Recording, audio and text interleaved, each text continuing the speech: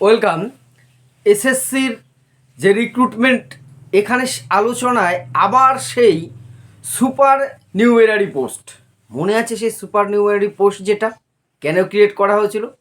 High court সেই পোস্টটাকে অবৈধ ঘোষণা করেছে, সুপ্রিম কোর্টের পোস্টটাকে কিন্তু ভ্যালিড করেনি। সেই পোস্ট কিন্তু আবারও চর্চায়। নতুন সমস্যা না, নিয়োগ সমস্যা নয়, কিন্তু যারা অন্য চাকরি ছেড়ে এই চাকরিতে আগেরবার এসেছিলেন তারা যেমন সমস্যায় পড়ছেন, এবছরেও যারা অন্য চাকরি ছেড়ে এখানে আসছেন এই নিয়োগে তারাও কিন্তু একটু সতর্ক থাকবেন। যোগদান করা না করা সম্পূর্ণ আপনার স্বাধীনতা, নিশ্চয়ই সেটা নিয়ে আমার বক্তব্য থাকতে পারে না, কিন্তু তারা একবার ভেবে দেখবেন যে কি নতুন সমস্যা হতে পারে। দেখুন, আপনাদের সবারই মনে আছে সে সুপার নিউমেরারি পোস্ট ক্রিয়েট করা হয়েছিল পশ্চিমবঙ্গ সরকারের তরফ থেকে। কাদের জন্য? যারা এই 2016 যে নিয়োগে অনেকেই যোগ্য তারা বঞ্চিত হয়েছিলেন বলে অভিযোগ ছিল, এবং তখন অবৈধভাবে কিছু নিয়োগ হয়েছে, এটা এক প্রকার যেন সামনে চলে এসেছিল। এই যারা সুযোগ পাননি, ওয়েটিংয়ে রয়েছিলেন বা দুর্নীতির জন্য পাননি, তাদেরকে নিয়োগ করবার জন্য কিছু স্পেশাল পোস্ট ক্রিয়েট করা হয়েছিল রাজ্যের বিভিন্ন স্কুলগুলোতে। তাকেই নাম দেওয়া হয়েছিল সুপার নিউমেরারি পোস্ট, স্পেশালি তাদেরকে নিয়োগ করবার জন্য। কিন্তু শেষমেশ সেই নিয়োগটা সম্ভব হয়নি, কারণ কোর্ট সেটা হস্তক্ষেপ করেন যে না, এইভাবে কোনো অবৈধ বা দুর্নীতিগ্রস্তদের বাঁচাতে যে কোনো নতুন পোস্ট ক্রিয়েট করে যারা চুরি করে পেয়েছে তারা থাক, আর যারা বঞ্চিত হয়েছে তাদের জন্য আলাদা নতুন পোস্ট তৈরি করে তাদের সেখানে চাকরিটা দেব। এই ছিল মূল বিষয়, কিন্তু সেটা কখনো নিয়ম বা নীতি হতে পারে না, এটা আমরা সবাই জানি, এবং সেটা কিন্তু অবৈধ ঘোষণা হয়। এই অবধি বিষয়টা মিটে গেছিল, কিন্তু মিটেও মেটে নেই। এবার কি হচ্ছে আপনারা সবাই জানেন যে 2016 সালে অন্য অন্য চাকুরির থেকে যারা এই প্যানেলে এসেছিলেন, প্যানেলটা ক্যান্সেল হয়, তাদেরও চাকুরি গেছে। সুপ্রিম কোর্ট কিন্তু একটা নির্দেশ দিয়েছিলেন যারা অন্য চাকরির থেকে এসেছেন তারা পুরনো চাকরিতে ফেরত যেতে পারবেন, ফিরিয়ে নিতে হবে বা ফেরত যাওয়ার সুযোগ দিয়েছে। অন্য অন্য দপ্তরে যারা চাকুরি করতেন তারা তো যোগদান করেছেন, প্রাথমিক বিদ্যালয়ে বলুন বা অন্য অন্য জায়গায়, অন্য অন্য ডিপার্টমেন্ট থেকে অনেকেই এসেছিলেন, তারা যোগদান করতে পারলেও সমস্যা হচ্ছে এই যারা হাই স্কুলেই চাকরি করতেন, হয়তো 2012 বা অন্য কোনো এসএসসিতে চাকরি পেয়েছিলেন, তারা যখন ফিরতে যাচ্ছেন তাদের সেই পুরনো স্কুলে আর যোগদান করানো যাচ্ছে না। হয়তো সেখানে কেউ জেনারেল ট্রান্সফারেন্স নিয়ে চলে এসছে, কেউ মিউচুয়াল নিয়ে বা অন্য কোনোভাবে সেই পোস্টটা ভ্যাকান্ট হয়ে, মানে ভ্যাকান্ট আর নেই। তাদেরকে নিয়োগ করা হচ্ছে কোথায়? সেই সুপার নিউমেরির যে পোস্টগুলো তৈরি করা হয়েছিল এক্সট্রা, সেখানে নিয়োগ করা হয়েছে। এই ধরনের বেশ কিছু উদাহরণও কিন্তু এই সংবাদপত্রে প্রকাশিত হয়েছে, আমি দিয়েছি, দেখেছেন আপনারা।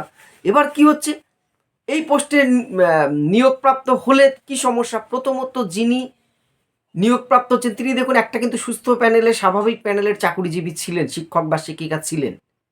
তিনি এসেছিলেন হয়তো উচ্চ বেতনের জন্য, অথবা বাড়ির কাছে চাকুরি করবার জন্য এসেছিলেন। আসার পরে এবার তিনি পুরনো স্কুলেও ফেরত যাচ্ছে না, অন্য কোনো একটা স্কুলে ফেরত দিচ্ছেন। এইটা গেল।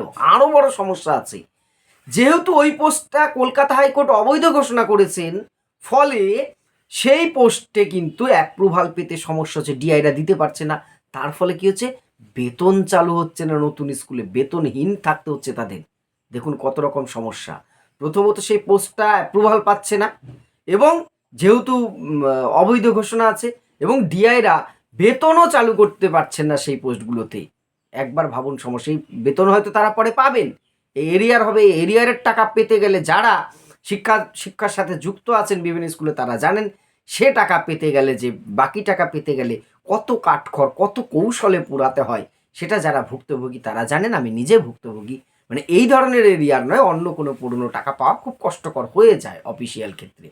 যাই হোক, এবারে প্রথমত আপনি আপনার পুরনো স্কুলে কিন্তু ফিরতে পারছেন না, সেটার থেকে অনেক দূরে কেউ চাকরি করতেন 24 পরগনার কাঁচরাপাড়ার এখানে, তাকে পাঠিয়ে দেওয়া হয়েছে সে সন্দেশখালির মিনা খাতে কোনো স্কুলে। ভাবুন, সব দিক থেকে সমস্যা। আপনার কাছে বিকল্প নেই, আপনাকে যেতেই হবে। আবার যে পোস্টটায় যাচ্ছেন, যাওয়ার পরে জানলেন সেটা একটা অবৈধভাবে ঘোষিত পোস্ট, তাহলে একটা সংশয় কিন্তু এদিকেও আপনার থাকলো, ওদিকেও আপনার থাকলো। তাই সেই চর্চিত বিষয়টা কিন্তু আবার চর্চার কেন্দ্রে এসে গেছে। বিষয়টা একটু অস্বস্তিকর, বিরক্তিকরও বটে। কিন্তু কেন এতগুলো কথা বলা? যারা আজকে 2025-এর এসএলএসটিতে অন্যান্য শিক্ষক শিক্ষিকারা, অন্যান্য প্যানেলের, দেখুন যারা 2016-র, তাদের কাছে কোনো বিকল্প নেই। তাদের তো অপশন নেই, তাদেরকে এখানে যোগদান করতে হবে।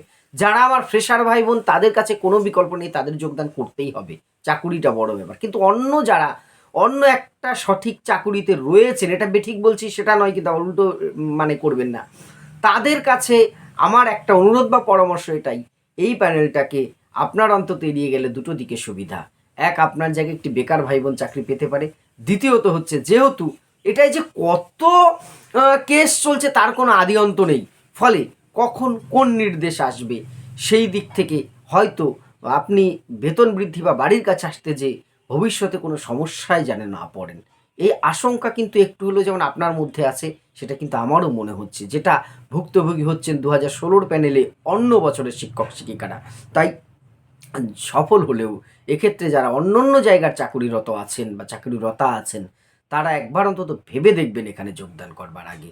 দুদিক থেকে বিষয়টি, এইটা আমার তরফ থেকে মনে করুন একটি অনুরোধ। আমি তো আপনাদের এর বাইরে আর কিছু বলতে পারি না। অবশ্যই আপনার স্বাধীনতা আছে, আপনি যোগ্যতা দিয়ে পেলে আসতেই পারেন, কিন্তু কোনো সমস্যা যাতে আপনার না হয় সেদিক থেকেই বিষয়টা আমার তরফ থেকে একটু অনুরোধ আকারে এটা রইল। তবে এই সুপার নিউমেরির পোস্ট কিন্তু আবার চর্চায়, সেই কিছুদিন আমরা খুব শুনেছিলাম এটা নিয়ে মিডিয়াতে। দেখা যাক ভবিষ্যতে এই শিক্ষক শিক্ষিকারা যাদের কোনো দোষ নেই, অন্য চাকরি ছেড়ে এসেছিলেন, তারা সুস্থভাবে নতুন জায়গায় যোগদান করুন, তাদের বেতনটা ঠিকঠাক চালু হোক, সেই আশাটা আমাদের রইল। আপনাদের মতামত অবশ্যই কমেন্ট করে জানাবেন। ধন্যবাদ।